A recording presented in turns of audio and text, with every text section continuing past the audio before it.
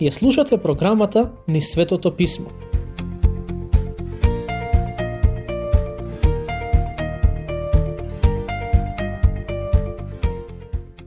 Во глава 8 читавме за настанот, каде што пред Исус беше донесена жената фатена во прелюба, и тој ги прости гревовите. Потоа, во својот говор им објасни на слушателите дека тоа е светлината на светот.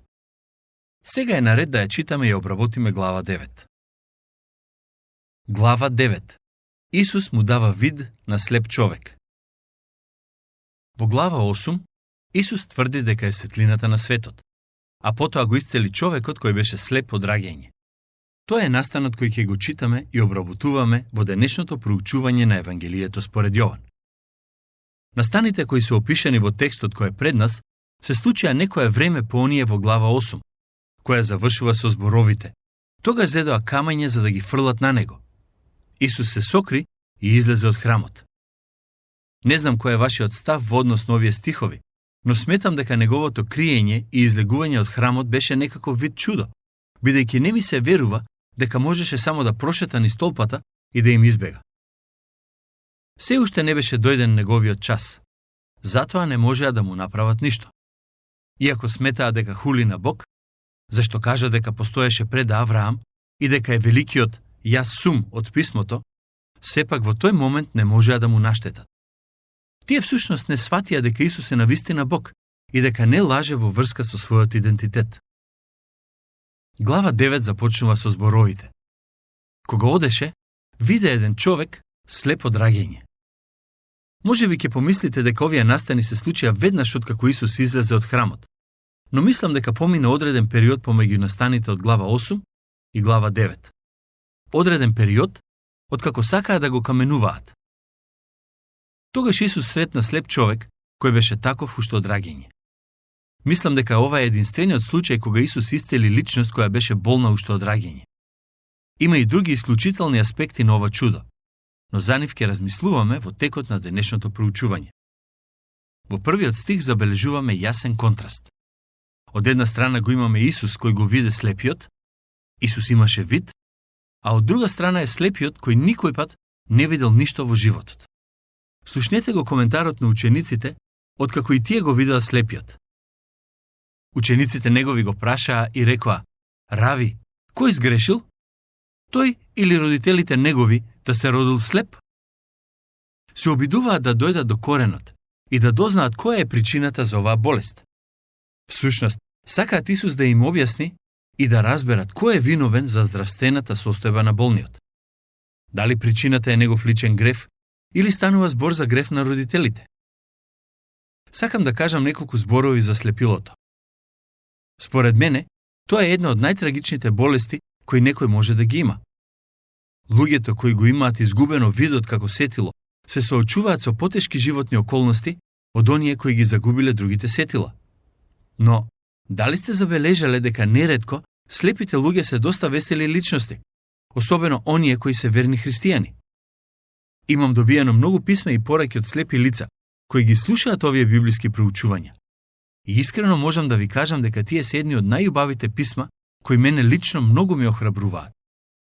Како што ќе видиме од проучувањето на овој настан, има нешто полошо од физичкото слепило, а тоа е духовното слепило. Прашањето е, дали слепилото на овој човек е последица на гревот на неговите родители? Може да биде. Не смееме да го порекнеме фактот дека тоа што го прават родителите многу често влијае врз децата и нивната физичка и духовна благосостојба. Се разбира, тоа не е секогаш вистина, зашто некогаш ваквите состојби не се директен резултат на нечiji грев, туку последица на фактот што живееме во свет кој е проколнат поради гревот на целото човештво. Некогаш луѓето имаат тешки здравствени проблеми поради нивниот личен грев или поради некоја несреќа.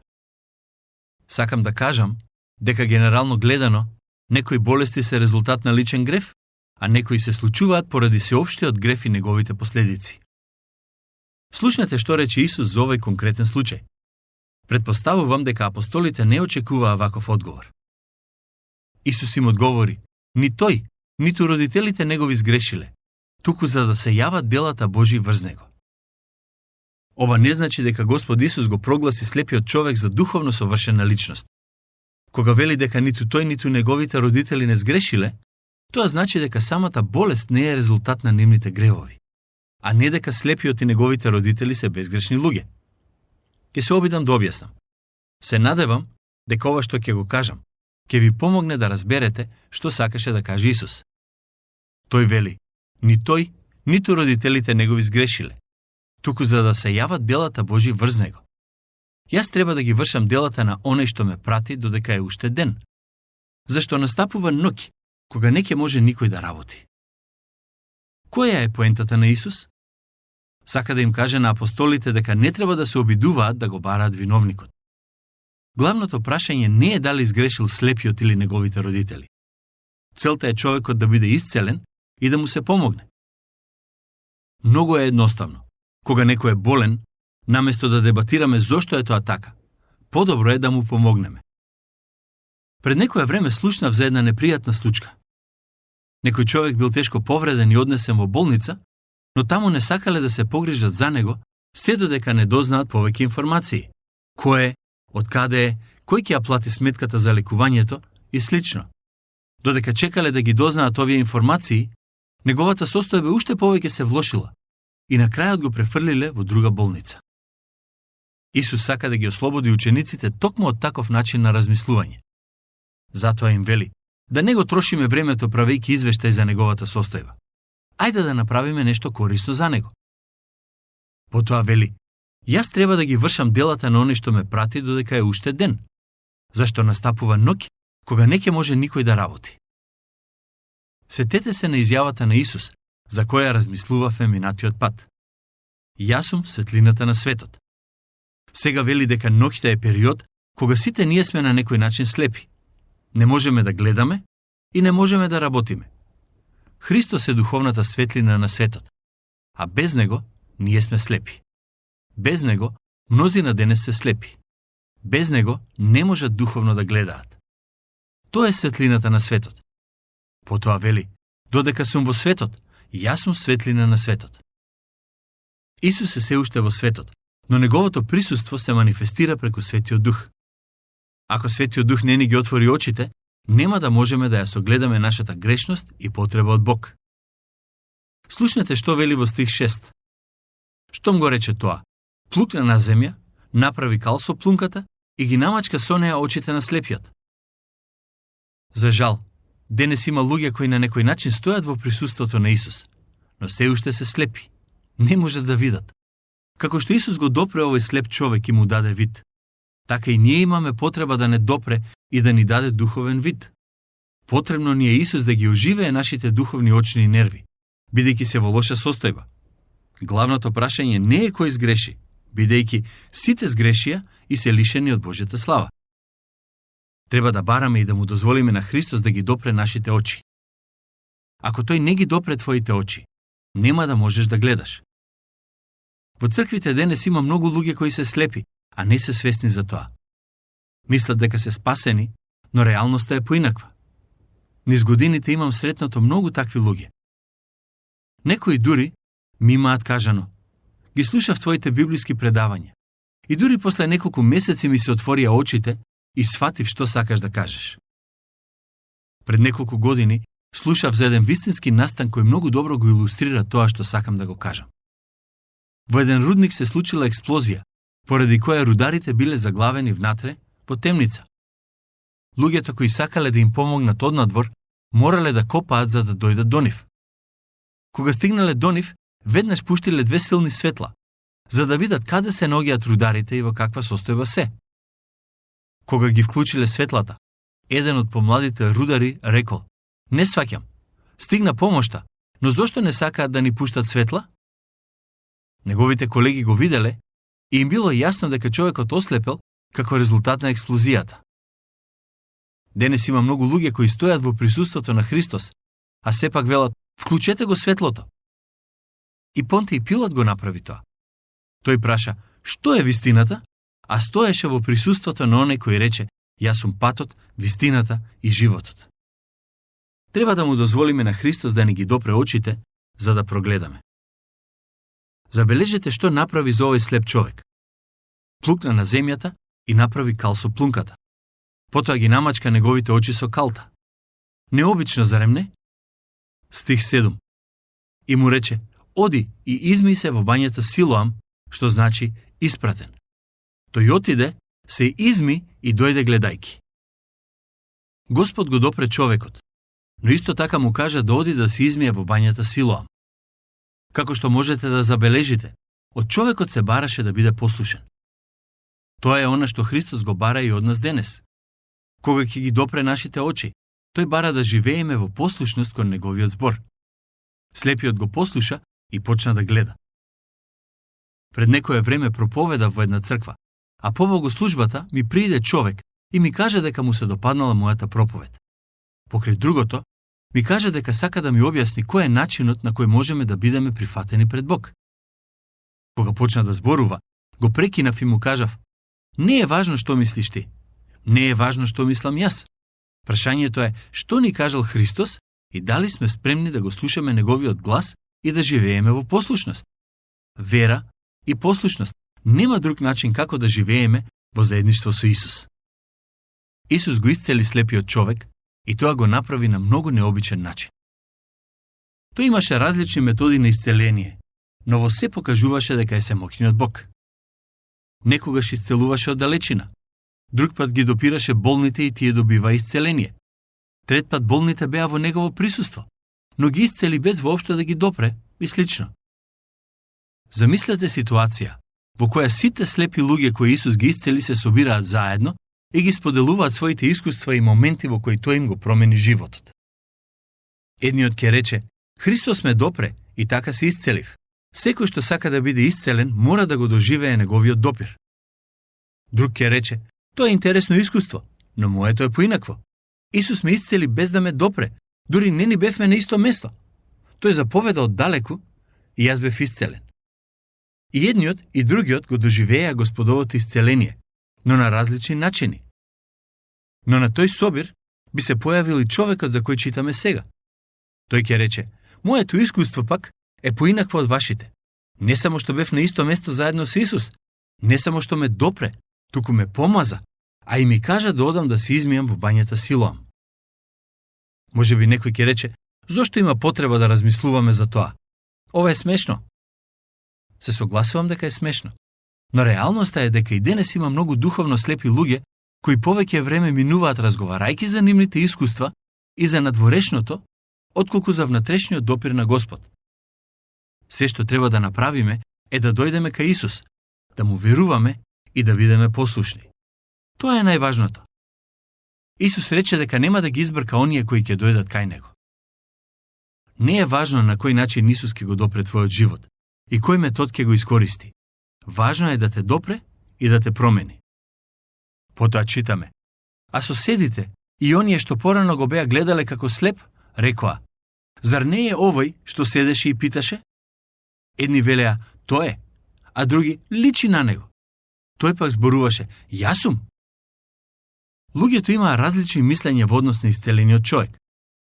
Некои мислеа дека е друг човек кој личи на него. Но тоа е чудно, зарем не? Овие луѓе го гледаа секојдневно и неговиот лик им беше познат. Други беа уверени дека исцелениот е истиот кој претходно беше слеп. Тој доживеа голема промена. Неговиот изглед не се промени, но можеше да гледа, а на некој не им се веруваше дека такво нешто може да се случи. Исцелениот многу јасно им кажа: јас сум. Тогаш го прашаа: како ти се отворија очите? Тој одговори и рече: еден човек кој се вика Исус направи кал, ми ги намачка очите и ми рече: отиди во бањата Силоам и измиј се. Отидов, се измив и прогледав. Тој им објасни дека процесот на исцеление беше многу едноставен. И спасението е едноставен процес. Се што треба да направиме за да добиеме спасение на душите е да дојдеме кај Господ Исус со вера и да ја доживееме неговата сила. Потребна ни е Божјата сила. Не мораме да се трудиме со своји сили за да ја добиеме, туку само да му веруваме и да ја бараме од него. Стих 12. Пак го прашаа: каде е тој? Тој рече: не знам. Се до овој момент исцелениот не го виде Исус, иако тој му ги отвори очите. Но најважно за него не беше да го види Исус, туку да поверува во него. Поважно беше да го види Исус со духовните очи и да свати дека тој е Господ, отколку само да се сретне со него и да го види со физичките очи. Потоа го донесоа исцелениот пред друга група луѓе. Слушнете ја нивната реакција. Тогаш го одведоа кај фарисеите човекот, кој порано беше слеп. А беше сабота кога направи Исус кал и му ги отвори очите. Го прашаа пак исто така и фарисеите. Како прогледа? Тој им одговори, ми кладе кал на очите, се измив и сега гледам. Многу е едноставно. Наместо да се радуваат зашто човекот беше исцелен, тие бараат виновник. Срцата на дел од религиозните водачи беа толку закоравени и оттапени, што не можеа да го препознаат и да се радуваат на Божјото дејство, кое се случи токму пред нивните очи. Забележете ја нивната реакција. Тие се збунети и не знаеја како да се соочат со реалноста дека Исус исцели човек кој беше слеп од раѓање. Тогаш некој од фарисеите рекоа, не е од Бога овој човек, штом не ја уважува саботата. Други рекоа, како може грешен човек да прави такви чуда? И настана расправија меѓу нив. Исус повторно беше причина за расправија помеѓу луѓето. Наместо да се радуваат на Божите чуда, тие се занимаваа со непотребни прашања. За жал, некогаш и црквата така се однесува. Додека христијаните дебатираат за несуштински теми и прашања, луѓето од светот умираат и одат во пеколот. На фарисеите не им беше важно чудото, туку непочитувањето на саботата. Колку трагично!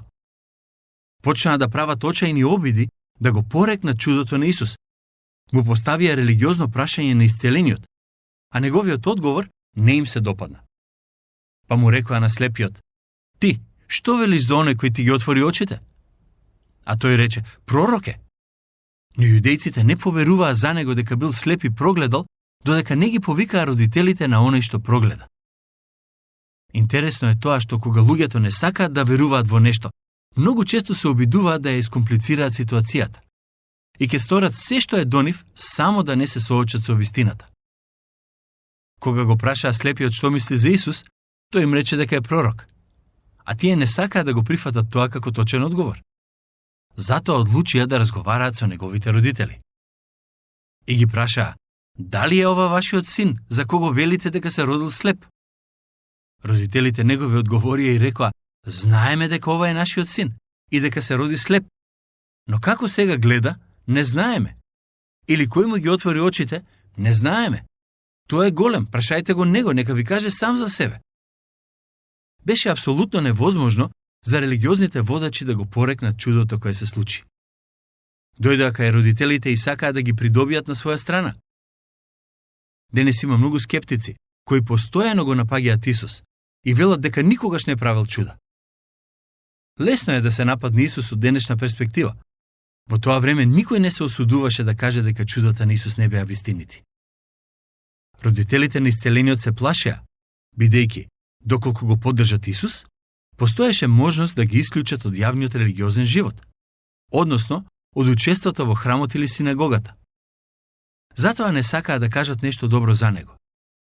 Нивниот одговор е, ова е нашиот син, кој беше роден слеп, сега гледа и тоа е се што знаеме.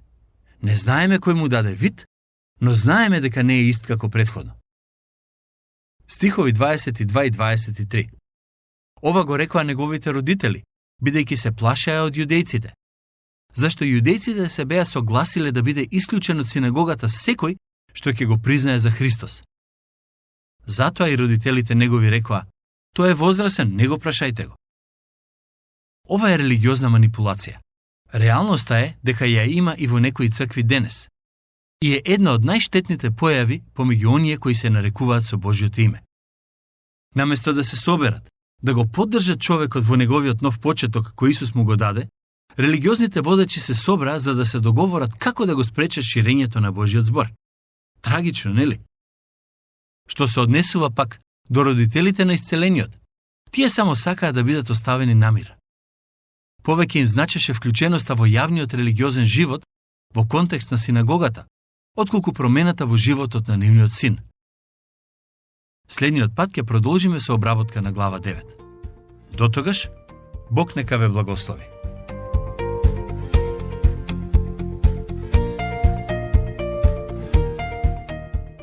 Слушнавте емисија од програмата Низ Светото Писмо. Можете да не слушате и преку мобилна апликација на нашиот YouTube канал и на сите познати подкаст платформи, како што се Google, Apple и Spotify. Ако ви се допаѓаат нашите програми, споделете ги и препорачајте ги на вашите пријатели. Бидете слободни да оставите свој коментар или да ни пишете на нашата имейл адреса nizsvetopismo@gmail.com. Следете ги нашите страни Низ Светото Писмо Македонија на Facebook и Instagram. Емисиите од оваа серија можете да ги најдете и на нашата веб страна ttb.twr.org.